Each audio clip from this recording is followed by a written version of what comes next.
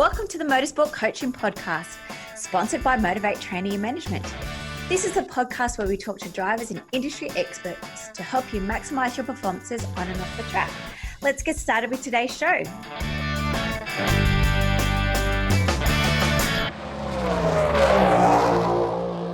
Hello Motivate Training Team, Matt Payne here with you again for what is a truly fascinating episode of the Motorsport Coaching Podcast. In this week's episode, we cross to England to speak with Samir Abid. Samir is a race car driver, but primarily an engineer who has developed a series of training modules for racing drivers called Your Data Driven. By the name, of course, you can tell that the modules are aimed at improving your lap times through the application of data. His website, Your Data Driven, has a lot of free content and a podcast that features some huge names from Formula One down, as well as a book. Put simply, Samir is one of the most fascinating people I've ever had the pleasure of speaking with. He has applied his data-driven approach to other sports, and we cover everything from marathon to cycling, the America's Cup, and with Tokyo calling, the Olympics. A reminder also to jump on and like the Motivate Training Facebook and Instagram pages. Belinda and the team have been working on some exciting things for later in the year, including a major event that we want your input in. Some more info on that later in the show. In the meantime, start your engine and enjoy this fascinating motorsport coaching podcast with Samir Abid from Your Data Driven, powered by Motivate Training. And joining us on the Motorsport Coaching Podcast this week is Samir Abid, coming to us all the way from the spectacularly named Lamington Spa. How are you, Samir? Very well, thanks. Good to have you here. Your company is called Your Data Driven. It's a motorsport-focused company. What is Your Data Driven? Yeah, so I set Your Data Driven up about, I suppose, 18 months ago, 2 years ago now. And it's very much about helping competitors in racing learn to take some of the uncertainty out of, how to lap faster. My background's as a professional engineer, but I also race as a hobby, and it was quite obvious that some of the people I race with, don't have an engineering background, and so the idea of the blog was to basically to share some of the basics, some of the give them some solid answers to some of the kind of the vague answers that you may receive in the paddock for what tire pressure should I have, and when should I change gear, and how do I really do data analysis, and all this kind of stuff that we're sort of sold as a community, but then when you actually come to do it, it's all a little bit vague. So the idea is to add a bit more certainty to that experience. And how does Your Data Driven help improve your race car setup, analysis, and race driving? Well, the idea is that you're there to compete, to improve, to learn. And so the people who are interested in my site want to learn more. I mean, if you already know kind of what you're doing, you've been doing it for years and years, and it's just a case of just getting down and driving quicker. But if you're curious to learn more or understand, well, how are those guys at the front like 2 seconds quicker than me? I'm driving my heart out here. How are they quicker, and what are they doing differently? Assuming that they're not cheating in some way, which is a common first port of call in your mind, because you think I've done 10/10 here. How do I do that? So the idea is to bring a little bit by using data, which is a bit of a turn-off word for people, to be honest, but using objectivity to help them get more understanding on their setup, or more understanding on, am I braking in the right place for turn one? Could I brake harder? Is it better if I turn in a bit later? Am I changing gear at the right time? I mean, I've got one fella, I've got this, it's some really simple calculations you can work out to tell you when to change gear in a car. And I had one guy write to me, he said, I've filled in your spreadsheet, Samir, half a second quicker. And he's driving exactly the same. He's just changing gear at the right time. Wow. And it's little things like that kind of slowly add up when you start to get a little bit more, I hate to use the word, but like scientific about it. Yeah, I think it's like anything in life. I mean, once it clicks, if something that's been there that's been latent and then it clicks, it's suddenly a whole lot easier. And makes life a hell of a lot easier, really, doesn't it? Well, this is it. And you think, you're going, like, the people who are interested, it's their hobby. I mean, they take it very seriously, and it's not inexpensive, but it's they want to have fun, but they also want to improve themselves, and they also want to improve their car, or they want to know that they're investing in the right stuff, or not to be, made to feel awkward or uncomfortable. It can be a bit patronising, motorsport, sometimes. So the idea is to sort of bypass all of that and just go, you know what, I kind of know what I'm doing. Like, whether I can, so the irony is, because I'm an engineer, right? So, and I race. So the irony is I know what to do. Doesn't mean I can actually do it. Well, that's right, yeah. But it's kind of, I find that less frustrating. At least I haven't got two problems. So like, how do I do it and can I do it? At least I'm trying to reduce the how do I do it piece to like, well, at least I know what I need to do. And then I just have the fun of like, can I actually go and enact that myself? And I think what you've outlined there when you're saying people are doing it for fun, particularly at the grassroots amateur level, there is still also that competitive spirit there that everyone's got, regardless of whether you're Lewis Hamilton and Max Verstappen fighting it out at the front of the Formula One World Championship, or if you're a guy racing a Ginetta or a GT car, that's netizen, really. Yeah, absolutely. And it's one of those things, is sort of this... to talk about life in the paddock a bit, but you're sort of talking to your friends in the paddock and whatever, and there's, whether it's maybe it's just my perception, but sometimes I see people sort of putting themselves in a bit of a hierarchy in the paddock, and if someone goes out on track and they don't fit the hierarchy of like, well, I was expecting to be at the front, or they've come from the back and they're suddenly at the front, it kind of like everyone gets a bit unsettled about it, and I quite like all that. I like that competitive bit of sort of people trying to improve themselves and get to the front. Yeah, no, exactly. And so your motorsport background, how did you get involved in working in motorsport? So I've got this kind of hybrid career. So I started off, I've always been into motorsport. It's my sport. Okay. I just like cars going in a circle.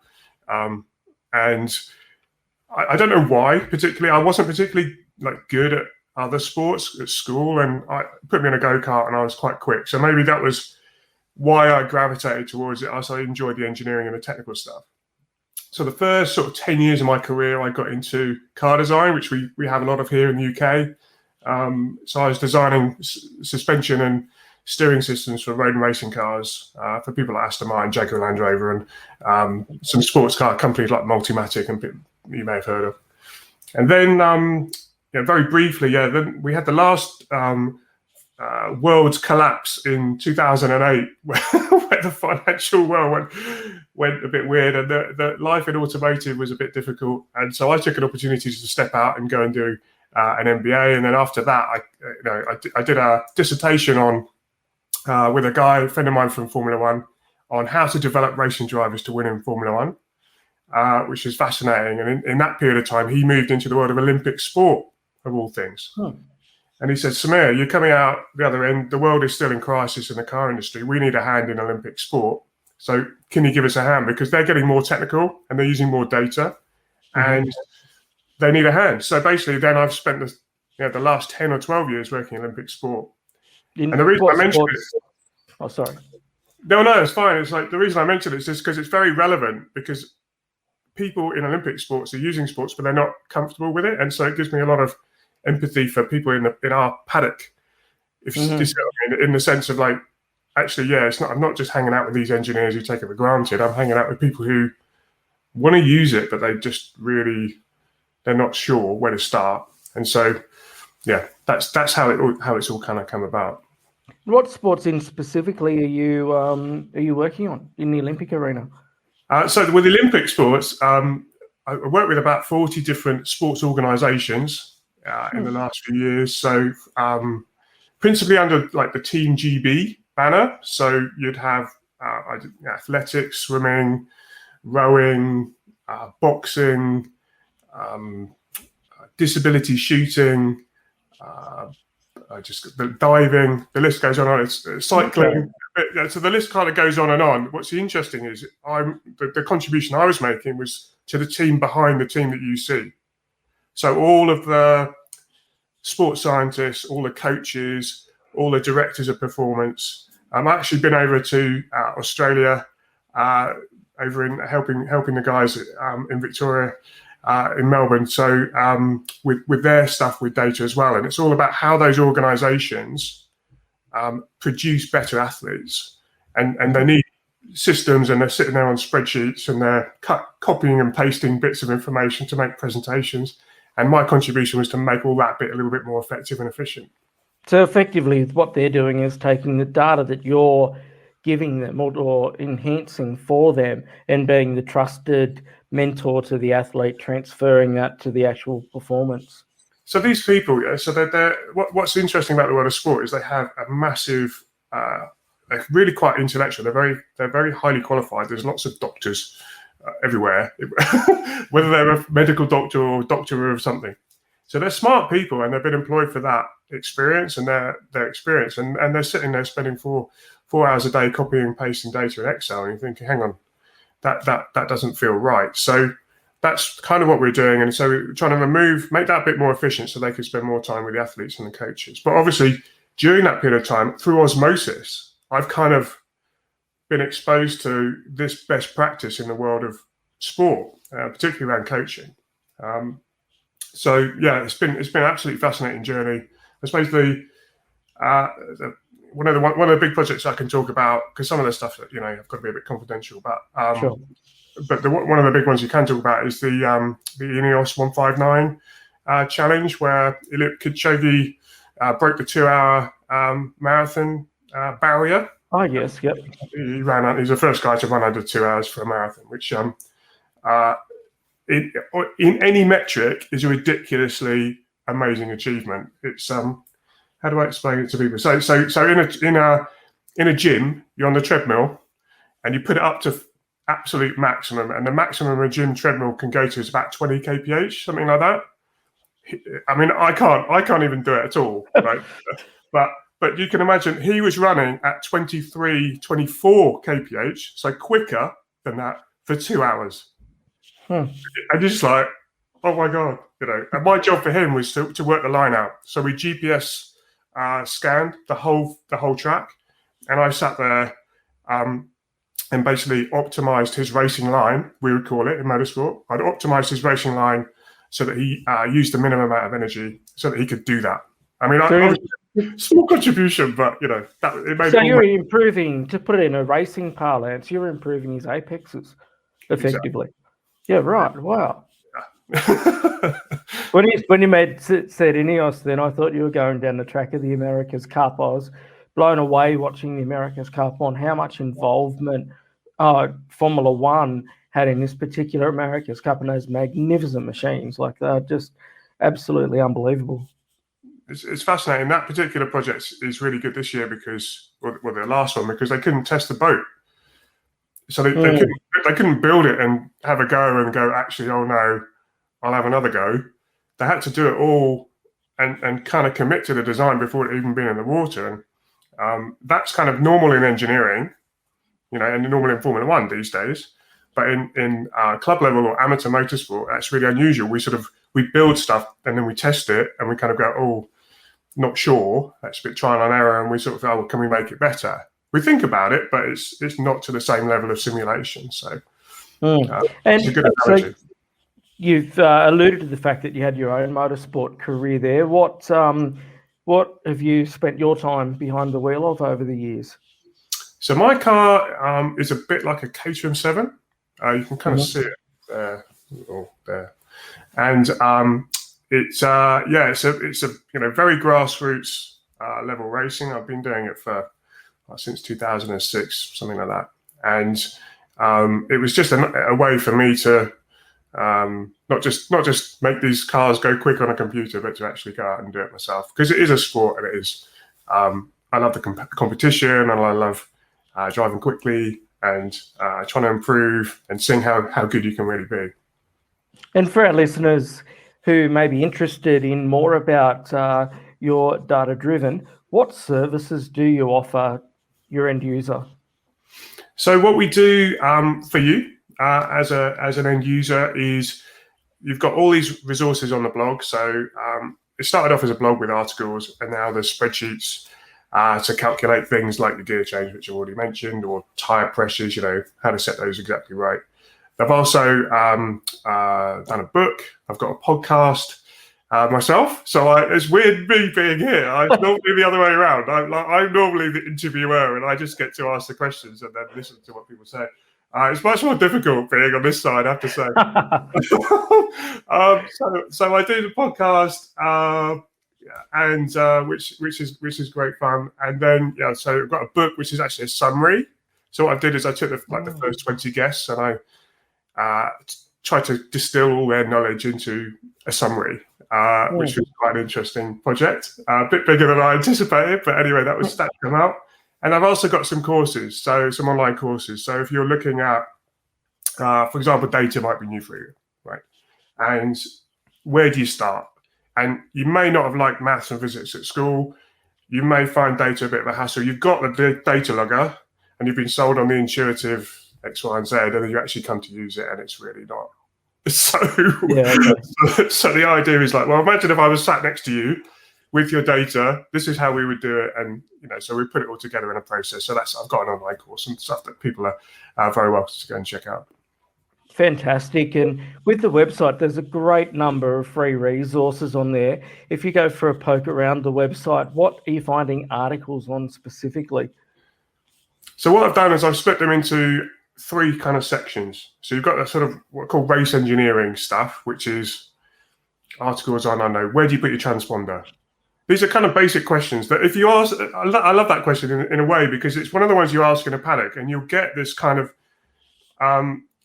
a mixture of responses, either really patronizing, either I don't quite know, or you definitely do this. So I thought, well, I'll just help people answer that. And so there's all these kind of race engineering questions about how to prepare your car and how to set your car up. And they're growing all the time. I mean, I just, there's every week there's new stuff.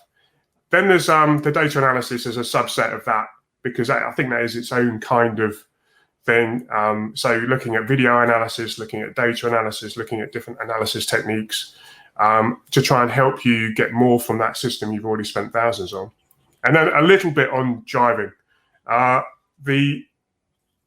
puts it more into context, what is good driving and how to think about stuff, how to manage your nerves, how to approach a weekend, the physical effects of driving, which I did an article a couple of weeks ago. One of the guys I coach, we put a heart rate monitor on him for the day, and so it was like, well, let's see. No one does this, right? So not amateur level, right? So let's put a heart rate monitor on you. We do it for your running or if you're cycling. So let's do it for your driving, and we were shocked. This guy's really fit. His resting heart rate about 54, which is like super fit. Average, whatever is about, definitely 80. Rest when he's normal. He started off, and you can see in his data through the day exactly when he was on track. His heart rate peaked 150, but what was really interesting, he never came back down. So it came back down, but only to about 110, 120, something like that for the whole day. So we were like, even though you're not in the car, your heart rate is still really high. And we're like, that's really interesting, because that explains why I get to the end of the day, a test day, where I've only been in the car 4 times for 20 minutes and I'm exhausted. And it's because the adrenaline and all that anxiety is just with you all day. So you think, okay, how do I deal with that? Now that I know, can I eat differently? Can I prepare in a different way? What can I do to make my life easier? So if I've got a race at 5:30 at night, I'm not going to be exhausted. Stuff like that. Yeah, that's fascinating.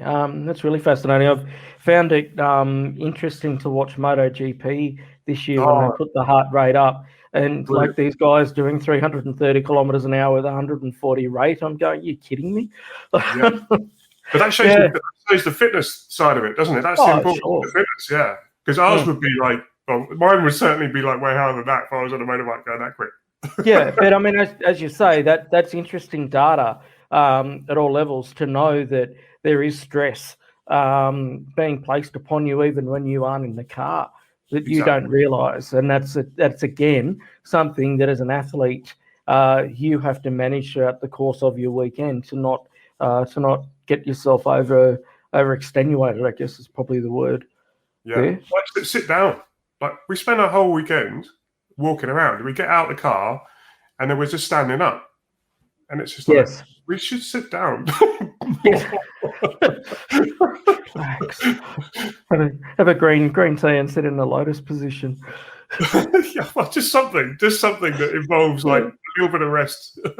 Yeah, you've got your own podcast as you referenced. I had a look on there a little bit earlier on when I was preparing for this interview, and some very, very interesting guests. Before we get too much into the content, who's been your best guest on there and why? Or best guests? They've all been amazing. Am I allowed to say that? I mean, I'm just humbled that they come on the show and talk to me, to be honest. If I'm really honest with you, I've had some amazing people on there from, the cream of professional motorsport. And the idea of the podcast is really so that we can learn. Like, I put my amateur hat on in a way and say, right, I interview my guests on behalf of my audience and say, okay, so I've got Rob Wilson, for example, driver coach extraordinaire. He's coached 75 Grand Prix drivers, including half the current Formula One grid, half the current IndyCar grid, half the current V8 Supercar grid. He has coached, right, this guy. Yeah. And he does it in a small Vauxhall on a disused airfield with some cones. And I'm like, Rob, what is going on? All these people are flying in all around the world. Kimi Räikkönen, Bottas, Rosberg. All these people are coming in and say, "Oh, Rob, flat car." And it's like, what are you doing? And so basically, it was just an opportunity for me to ask him on my audience's behalf and say, well, like, come on, Rob, what is it that you do with these people? So we've got the driver coaches like him and Ross Bentley and Scott Mansell from Driver 61. These kind of like very well-known driver coaches. Got some Formula One engineers. So it's like, well, and rally engineers actually, which is kind of an interesting mix. What is a damper? Where am I going to find lap time? Did you know the most? If you ask a race engineer where to focus for lap time, what do you think they would say? Probably braking, I would say, more than throttle application. Slow corners. And I'm like, what? I spend my time coaching people to go quickly in quick corners, right? Oh yeah, Samir, all the lap times in slow corners. I'm like, why is that? Well, you just spend more time in them. I'm like, that's really obvious now. There's, like you referenced specifically Rob there. I had the opportunity to work with him at the Bathurst 12-hour a few years ago, and he was looking after a couple of gentleman races. Unfortunately, it didn't last too long into the day, but what a remarkable guy to sit down when you had a little bit of downtime and just talk between cigarettes, of course. He loves it.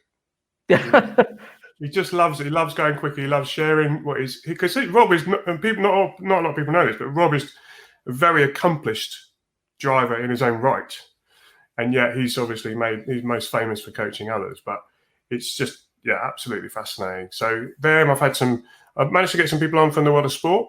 So an Aussie guy actually, who was our head cycling guy called Scott Gardner, head of cycling for a while over here, and worked with sort of Sky and all those kind of guys, and some psychologists. So like Lando Norris's psychologist, for example.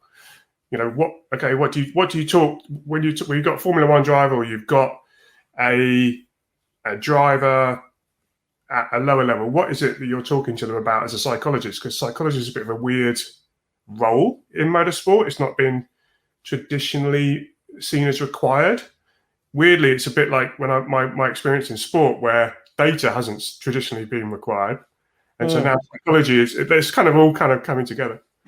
And so, what do you say? How do you do it? And this guy gives us some great examples of working with a Japanese driver, talking to a French engineer, where the team language was English, and not so it's second language for both of them. So they're on the radio in an F2 card, and a Japanese driver's going around, and he said I could hear the guy, so the French engineer would ask him a question, and he said I could hear the Japanese guy trying to work out what is he saying? Then B, what should I say back? And then C, how do I say that in English?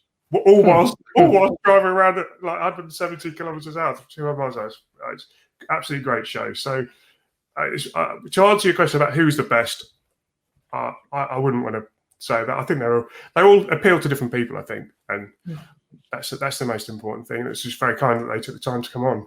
I'm gonna have to catch up on the back catalogue. What do we search? What do we search for? Another one for the podcast list. What's that?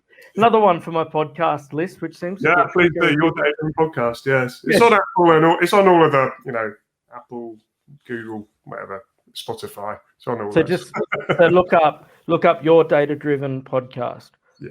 Yep, cool. No, that's great, and really looking forward to catching up with a couple of those podcasts because they sound fascinating. Like particularly what you're saying about the difference in languages.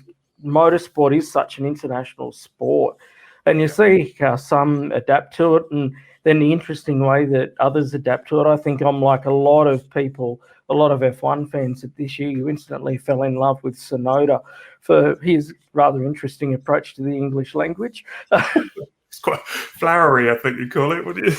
Yeah, the swear jar's been getting the work out. Yeah.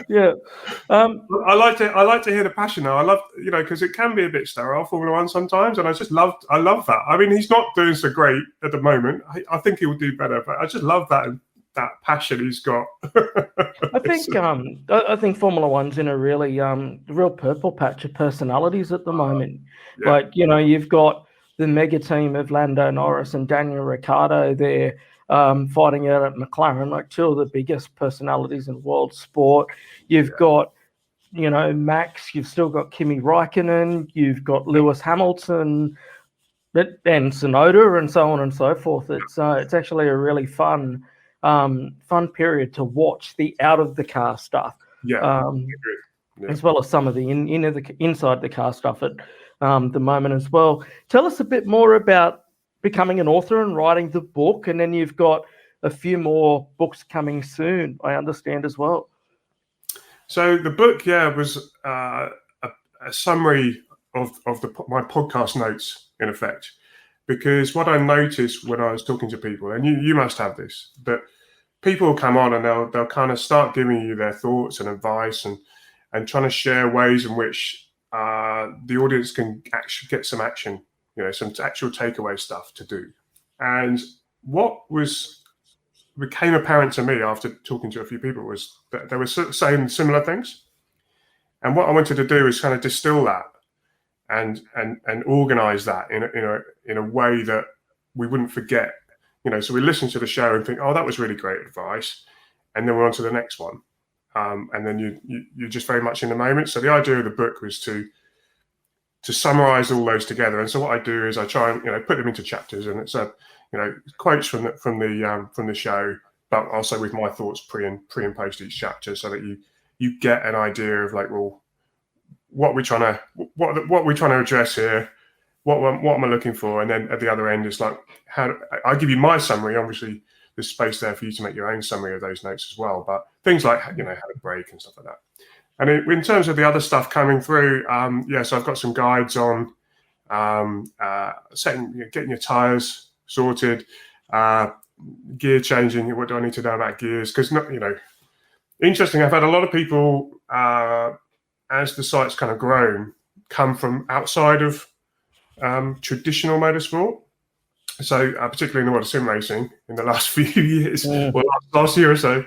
And what's nice about the world of sim racing in some of the games is you have complete freedom on the gears, right? Which is great in one sense, and then equally, what do I do?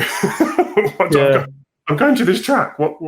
How do I optimize your gears? And you end up sitting there just trying things randomly, driving in a circle. That maybe there's a bit more of a scientific way you can do that. So, these are the kind of things that are coming. A lot more in the engineering side. I've started a project called Project 23, which is around trying to improve my own racing car in public. And the first thing we're starting with is the springs and dampers. And I thought, well, I'll just start there because that's easy. Because people go, well, what spring should I put on and what dampers should I run? They're really easy questions. And then and then really difficult answers. So it's taking me a lot longer to get it together. But there's so much good stuff in there. That's all coming. Fantastic. Sounds great. And so how do you promote your services to motorsport competitors or even other sporting competitors that might be tuning in? Well, I'm available on the site, and I come on podcast shows like yourselves. I spend quite a lot of time in some of the forums. So some of the online forums where people ask questions, and I'm trying to get in there and help them out, and just to be available for people to answer their questions in the moment. So how do I do X, Y, and Z? Well, I think I understand what you're doing. This is what I would suggest, and then it's up to them to decide for themselves if that's of value. But that's where I'm hanging out.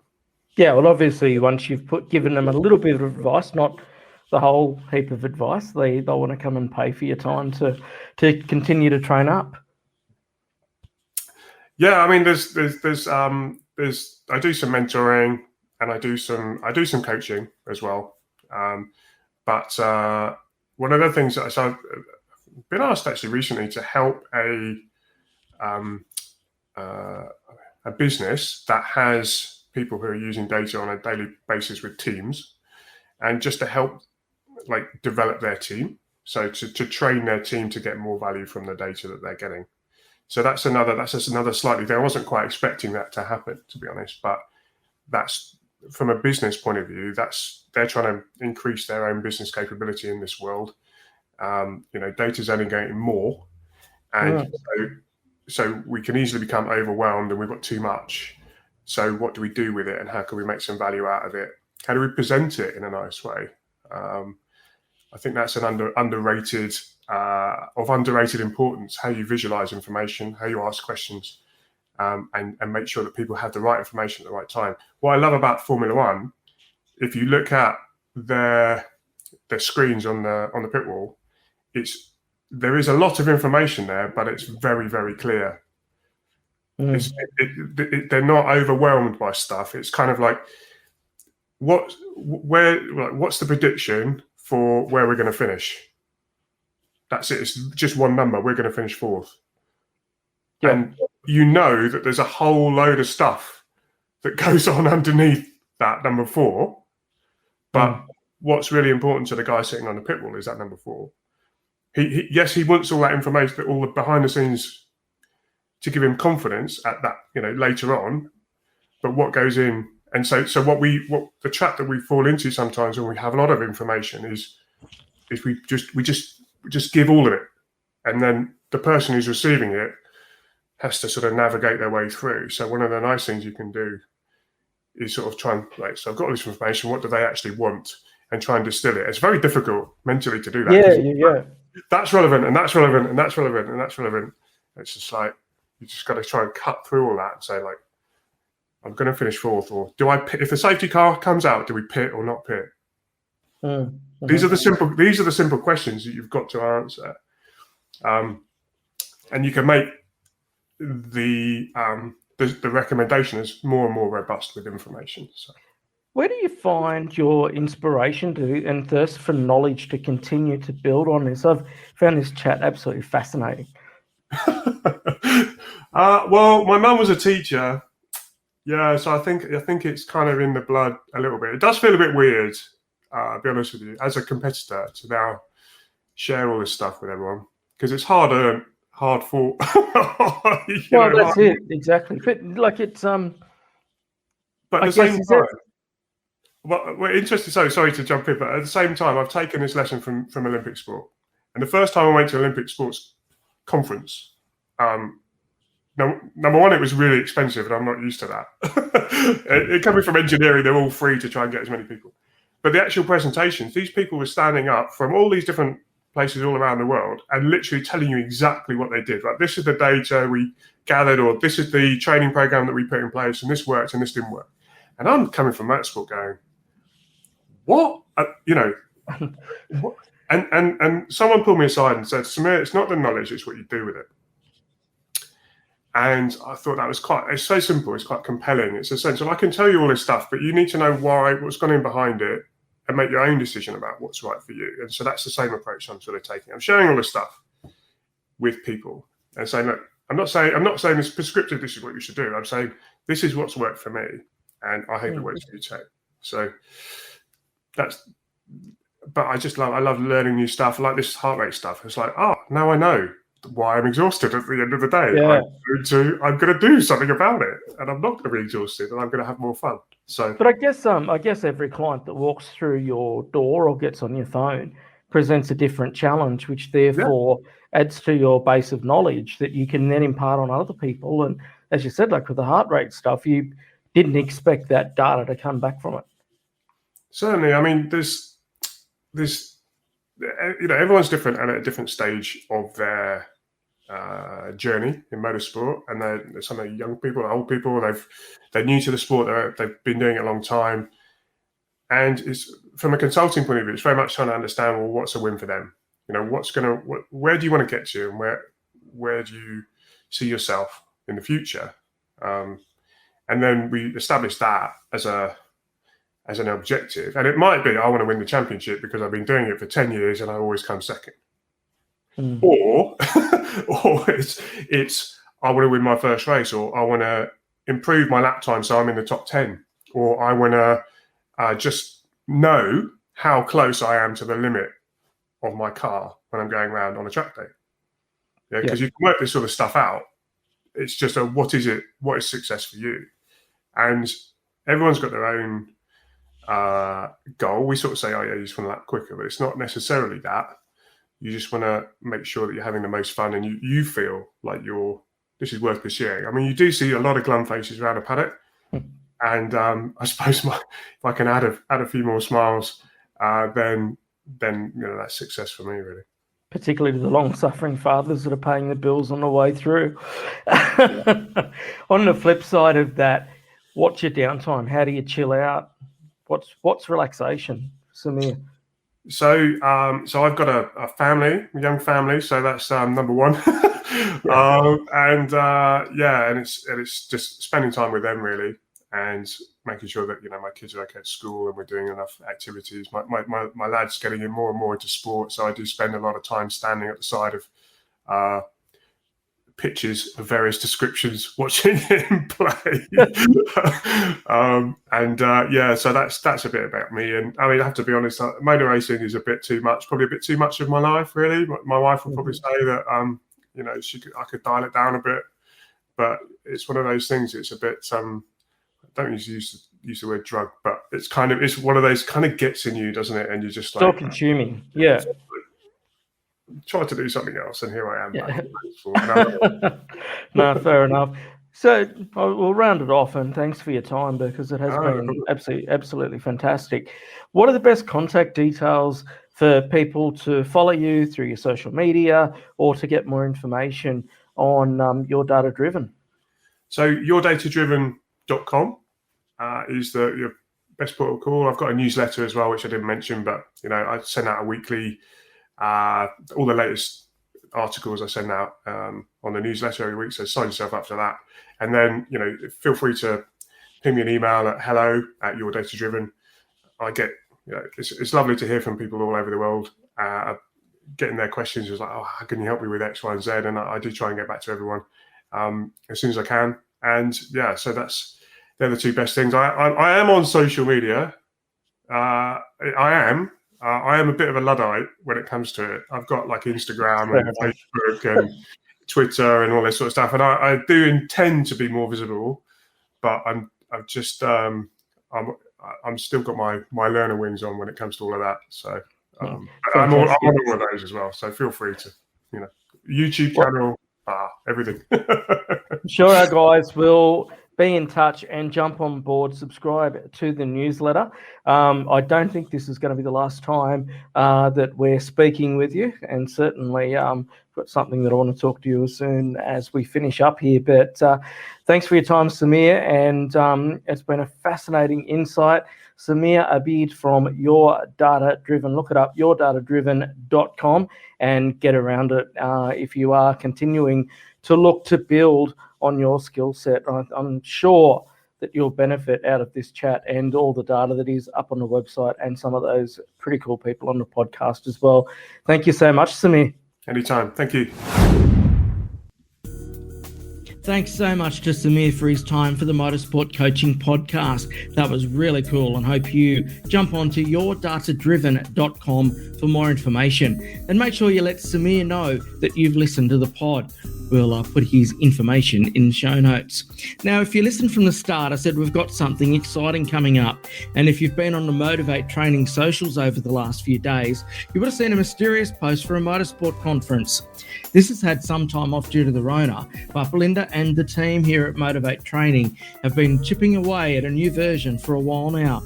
We won't share too many details just yet, but we're pumped about what we're going to do later on this year. We're aiming to have presenters that you're familiar with and others from around the world that you may not be. We're going to need your help though. So keep an eye out on the Motivate Training social media platforms as we continue to build it, and ask for your input. That's all coming soon. Thanks again for listening to the Motorsport Coaching Podcast, powered by Motivate Training. I'm Matt Payne, and we'll catch you next time. Well, thanks everyone for listening to this week's show. I really hope you enjoyed that one as much as I did. Now, remember, all the show notes with the links and the specials mentioned in today's show are available over at motivatetraining.com.au. If you haven't already, I'd really appreciate it if you could head to iTunes or Stitcher, type in Motorsport Coaching, subscribe, and leave us a review. Each week, I'll read them out, and you'll go into monthly draw to win a fantastic prize. If you have any questions or comments, please email us at motivatetraining.com.au or head over to our Facebook page at Motivate T. Until next time, take care.